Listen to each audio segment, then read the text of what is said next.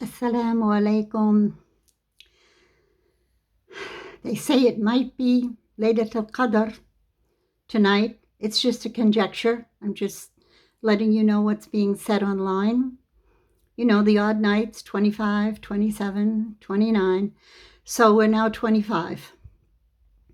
But we are busy with Surat al-ISRAA, and we will finish it by the time the Eid comes, inshallah. We are now starting on verse 59, and we will end on verse 66, Surat al-ISRAA.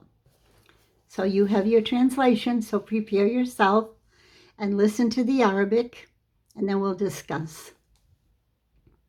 أعوذ بالله من الشيطان الرجيم بسم الله الرحمن الرحيم وما منعنا أن نرسل بالآيات إلا أن كذب بها الأولون وأتينا ثمود ناقة مبصرة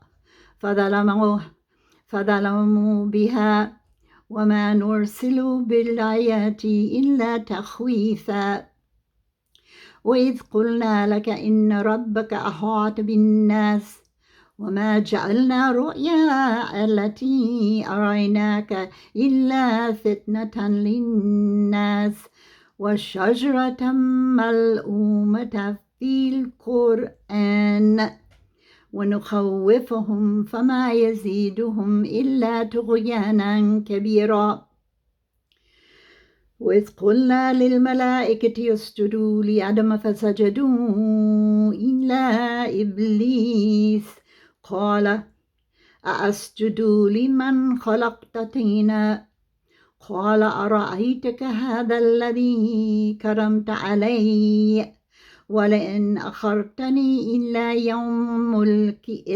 يوم القيامة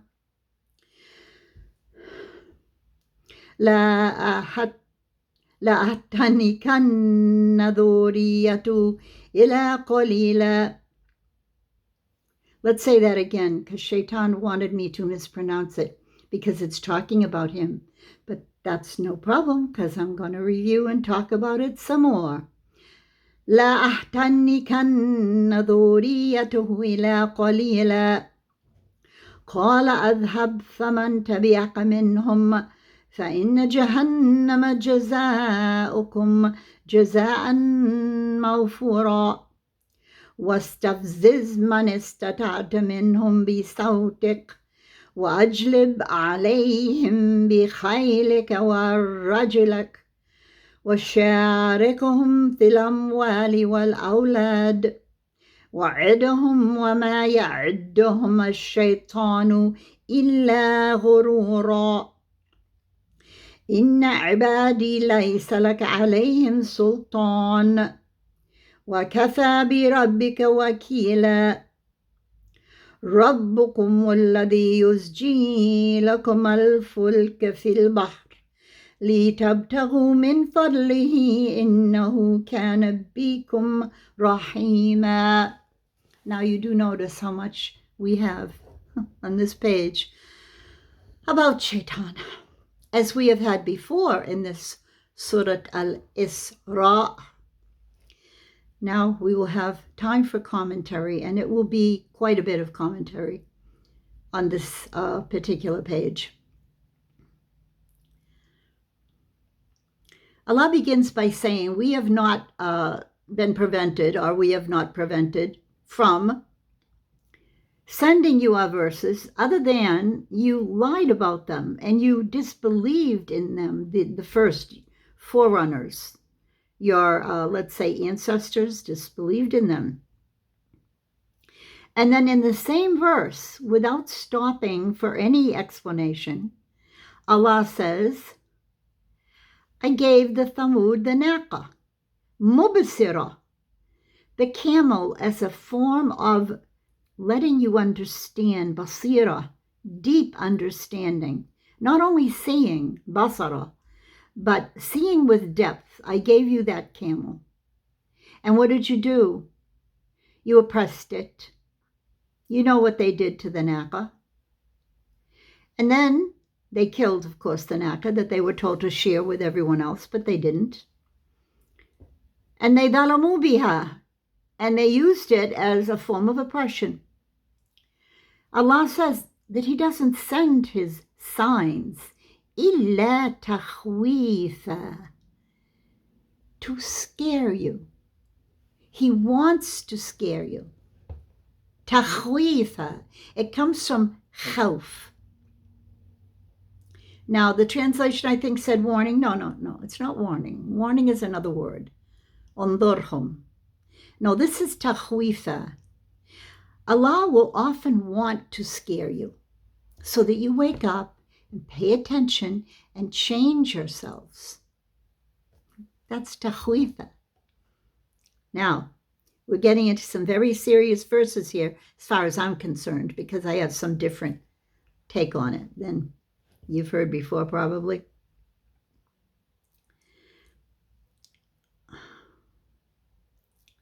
Then again, Allah comes into a totally different topic.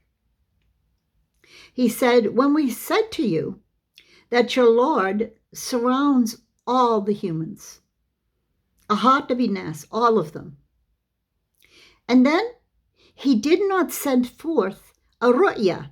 A ru'ya is a form of a dream in which you see something. And in this ru'ya, alati araynaka ila fitnatan linnas, I showed you that vision, it's a vision in dreams, as something that will be a fitna. It's going to be a source of strife, confusion. Wa shajarata mal'una. What do you mean the cursed tree? Shajarata mal'unata fil Quran, in the Quran, cursed tree.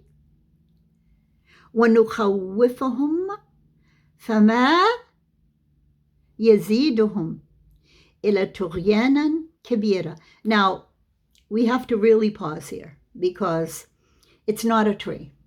I'm sorry, it's not a tree. If you read Tafsir ibn Kathir, which is the earliest and most comprehensive, there's no tree mentioned whatsoever and no fruit mentioned whatsoever. However, the meaning of shajara is to argue.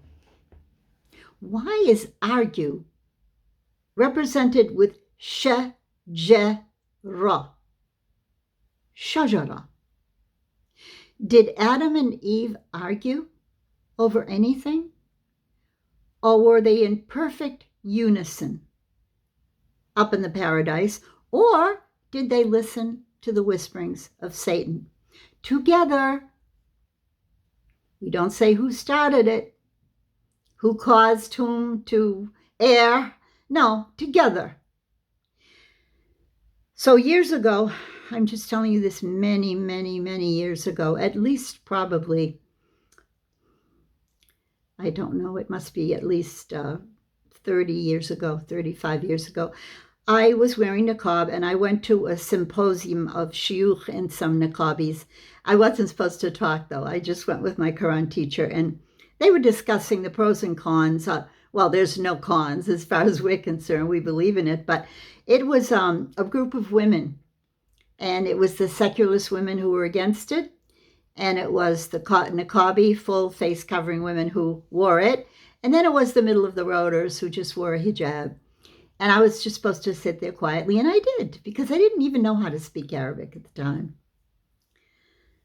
After it was finished, I noticed that there was a red hat. I call them the red hat. The Azhar Sheikh. And I couldn't resist because even though I couldn't speak Arabic, I was learning to read it and understand it by the miracle that I say is only Allah, because I didn't have a teacher. But what I did have were the written letters in front of me and the translation. And then bit by bit, I'd go peek into Tafsir ibn Kathir and try to read the Arabic. And subhanAllah, I was able to. When I set my mind to it and made long sujuds to Allah to help me, I ended up being able to read Arabic. Ibn Taymiyyah, Ibn al-Qayyim, no teacher, And when I asked for help in the masjid, the women said, we can't read those old books. We can't understand those old books. They're too old.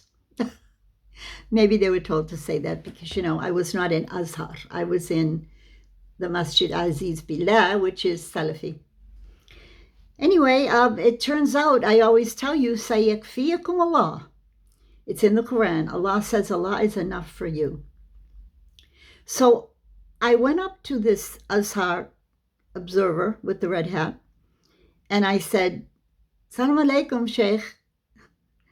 I speak English, okay? He said, sure, it's okay. I understand English. And I told him my theory that the shajara, which is cursed, is arguing. And he was taken aback. He said, who told you that?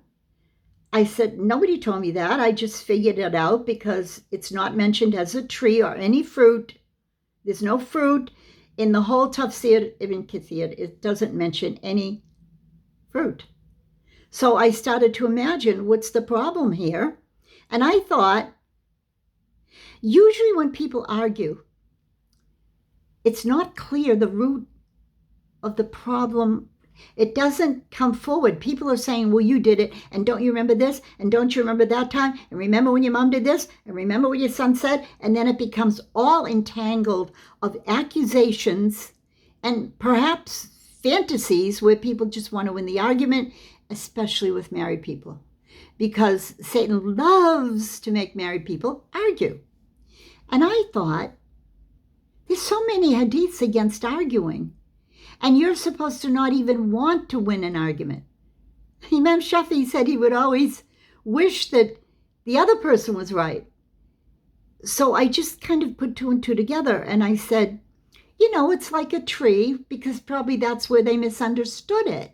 Because a tree, its branches are all flip-flopping over one another. Any tree you see, I don't care if it's an oak tree, a palm tree, any tree. The branches intermingle and entangle with one another, just like what happens in an argument. So the Sheikh, I will never forget it. He said to me, and this is the 25th night. We're in the last 5 nights. So I am telling you the truth. And I wouldn't dare elaborate or embellish or in any way lead you astray. Do you know what that sheikh said to me all those years ago? The victory will come from America. He didn't say Americans. He didn't say you. He just said the victory will come from America. Well, things are looking dismal, aren't they? But never fear. It could be an illusion. I feel we're on the brink of a major victory here. And let me give you more of this page, because there's a lot of really good references I can elaborate on for you tonight from this page. Amazing. So let's leave the verse of the Shajara Mal'una, the cursed tree, or the cursed argument. And Allah saying, وَنُخَوِّفُهُمْ فَمَا يُرِيدُهُمْ إِلَى طُغْيَانًا كَبِيرًا. I'm sorry, فَمَا يُزِيدُهُمْ إِلَى طُغْيَانًا كَبِيرًا. Allah says, again, we are going to scare you, as he said 2 verses up. 2 verses up, وَمَا نُرْسِلُ بِالْآيَاتِ إِلَى تَخْوِيفًا. We send our signs to scare you. And then we come down here in the same reference, شَجْرَةَ مَلْعُونَةَ فِي الْقُرْآنِ وَنُخَوِّفَهُمْ. So this cursed tree or cursed argument is to scare them. But it only increases them in their tyrannical oppression. Now, when we said to the angels, prostrate to Adam, they did except Iblis. Iblis said, I'm going to do that to that mere human. You created him from mud, clay, So he refused to prostrate to Iblis. Iblis then said, if you leave me, because he refused to do it, and he said, if you leave me and let me, asking Allah, just let me at him, let me at him, I will, until Judgment Day, la ahtannikanna, I will overpower them. I will take over them and overpower them. And it actually says, la ahtanikannahum, la ahtannikanna dhuriyatahu ila qalila, except a few of their offspring, meaning good believers. So get ready if you're in the sphere of dawah, or if you're trying to be following the Salaf Sunnah, well, get ready, because it happens. I can guarantee you it happens. Shaitan says, I will get them, but he won't get all of them. Allah said, you won't get my faithful servants, but he'll get the majority. That's the Quran. And that is why you should not be surprised with, I'm not fasting now. I did have my iftar, but the majority of people don't believe, hate the truth, and are ungrateful, as I've told you that so often. Then Allah says, don't you see how I have made karamta? We've given a good chance. We've given a good position. We've given goodness to those who deserve goodness. But those who disobey and resist will go to Jahannam. And that is jaza'akum jaza'an mawfura. Allah is telling you, you're going to get what you deserve. And if it is hellfire, it's completely open for you and you're going to get it. Then he says to Shaitan, Istazziz man istata'tu minhum bisautik. Istazziz means bother them. Make them go, not crazy, but really annoy them with your voice. And overwhelm them with khaylik wa rajalik, wa rajilak. Yes, rajilak. This is interpreted as bother them with your voice and with your men. وَشَارِكُهُمْ فِي الْأَوْلَادِ فِي الْأَمْوَالِ وَالْأَوْلَادِ, and get their children and get the money, get your money, and sharikahum, so that they will abuse this trust, which is the money that Allah has given to you as risk, and children. And then wa'idhum, promise them. Shaitan, you're going to promise them what? وَمَا يَعِدُهُمْ الشَّيْطَانِ إِلَّا غُرُورًا.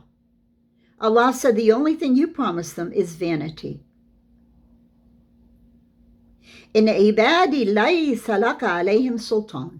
My servants, you will have no authority over them. وَكَفَى بِرَبِّكَ وَكِيلًا. That's what I always love to say. Allah is enough to control your affairs. You just stop thinking about human power and you completely concentrate. When Allah says, Sayakfiyakum Allah, Allah is enough. Believe Him, especially when you're under satanic attack or influence or provocation, or especially now what we're living in is really needing this. And then finally, Rabbukum, your Lord, alladhi yusji lakum al-fulk. Allah is the one who allows you to cross or to traverse the land and sea. And then, fulku fil bahr, this is referring to sea specifically, liyabtaghu min fadli. So He lets you cross over the oceans to get what you need from His fadl, from His bounty, from His grace, His goodness that He's giving you. Why? Innahu kana bikum rahima. because he's merciful to you. You know that the dua we say when we're getting in our car? Subhanallah di sakhalana hada wa ma kunna lahu mukrinin wa inna ila rabbina la munqalibun. Be sure and say it, because that's part of this Quranic ayah. When you turn on your ignition, you must say this dua lil khuruj. Subhanallah di sakhara lana hada. You're saying, oh Allah, you made this vehicle work for me, and without it I couldn't have moved forward. Inshallah. Assalamu alaikum wa rahmatullahi wa barakatuh.